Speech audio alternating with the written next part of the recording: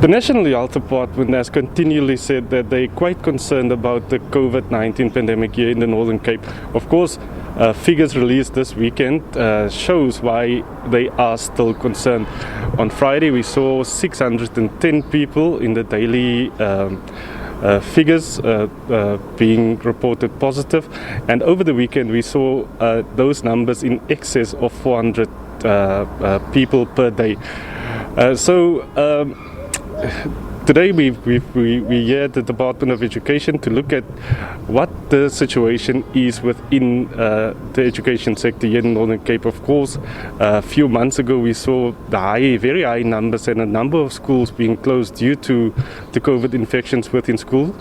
But since then there has been a vaccination program. But let's talk to the HOD for the Department of Education here in the Northern Cape. HOD, tell us, what is the situation at the moment in terms of COVID-19 within the school system?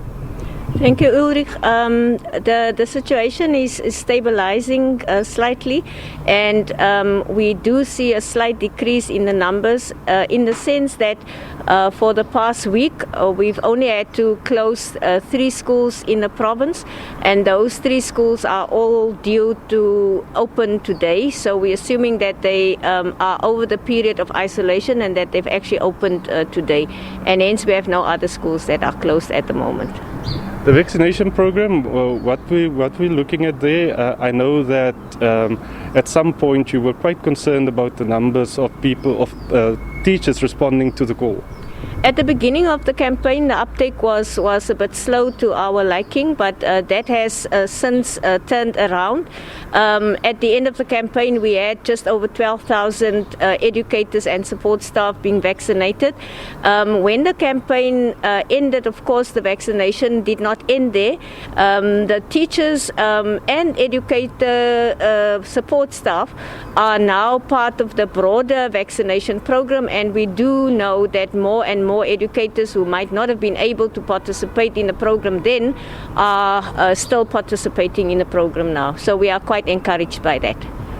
Tell us about the schools. How many are fully open, and in terms of primary schools, and adhering to the timetables? We've been having a constant monitoring process. At the beginning of the reopening of schools, there were only 79 schools in the province that indicated that they are completely ready to open on a normal timetabling, but the rest of the schools, mainly because of the social distance indicator, are not quite ready to go on the normal timetabling, so they remain on rotation, and we continue to apply the risk differentiated strategy, which means on a school by school basis we're able to assess the situation and act when we find that there are areas of concern. Matric exams, end exams are coming up.